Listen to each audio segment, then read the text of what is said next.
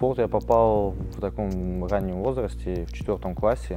У нас на нашем районе в школе открылась секция бокса в подвальном помещении. И вот мне, по-моему, 8 лет было. Я вот пришел, записался, и вот с того момента я начался мой спортивный путь. В то время постоянно по телевизору смотрели там Ван Дамма, там Рокки Бальбоа, и очень такое было сильное желание тренироваться, и поэтому как только открылось, я вот сразу пошел. Никто там мне не говорил, ни родители. Сейчас обычно родители всех проводят. Я вот сам пошел туда и записался.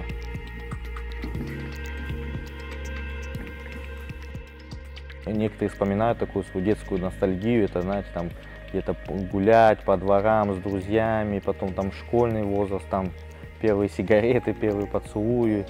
А у меня вот ничего этого не было, вот у меня были постоянно тренировки каждый день, периодами 2 раза в день мы тренировались. С 8 до 20 лет я занимался боксом, выполнил норматив мастера спорта, трижды был чемпионом Украины, 9 раз выиграл чемпионат Крыма.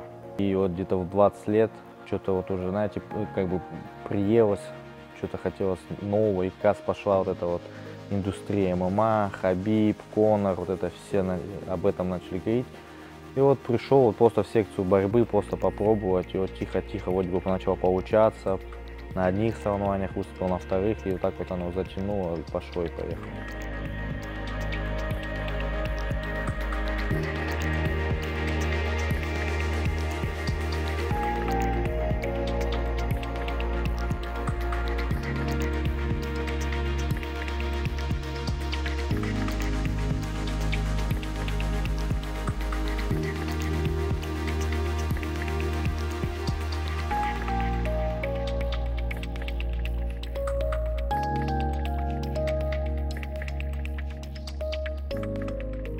Мечта, наверное, каждого спортсмена стать либо чемпионом мира, либо олимпийским чемпионом.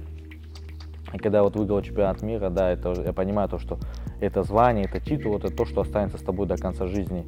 Ты, где бы ты ни был, кем бы ты потом ни работал, ты всегда будешь чемпионом мира. Ты можешь там с гордостью это сказать, ты можешь с гордостью рассказать об этом своим детям, внукам. Поэтому, знаете, такое чувство выполненного долга было, то, что наконец, все эти годы тренировок прошли не зря.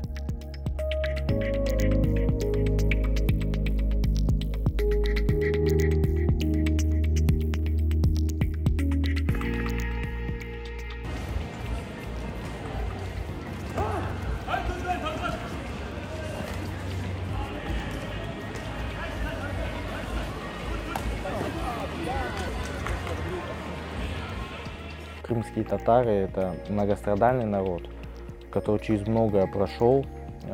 Очень тяжелая у нас история, но именно вот этот дух крымских татар, я думаю, он живет по сей день в каждом из нас. И поэтому я хочу, чтобы по всему миру видели то, что крымско-татарский флаг поднимается на самую вершину пьедестала. Я бы очень хотел, чтобы родители отдавали своих сыновей, чтобы они тренировались, чтобы вся наша молодежь тренировалась, выступала. И даже не только в спорте, в медицине, в учебе, везде, чтобы звучали наши крымско-татарские имена, чтобы нас знали за пределами нашей республики, за пределами нашей страны, чтобы наш народ развивался и был полезен, чтобы каждый человек был полезен своему народу.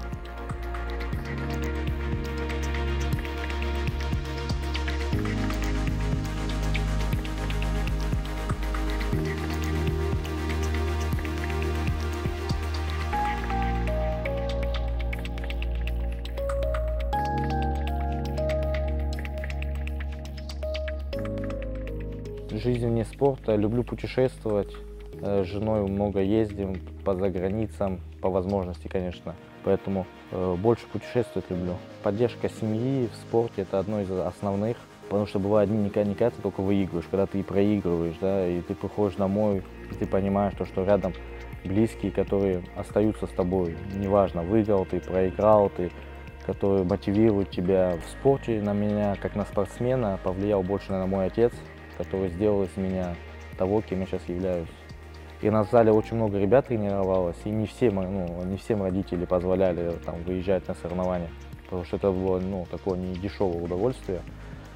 Но отец у меня Вот он именно на все, вот все, что были, все соревнования, я на все ездил, каждый месяц, по 2, по 3 раза в месяц, он за все он платил, поэтому вот он большую роль повлиял. Ну, мечта — это вырастить сына, который впоследствии станет олимпийским чемпионом.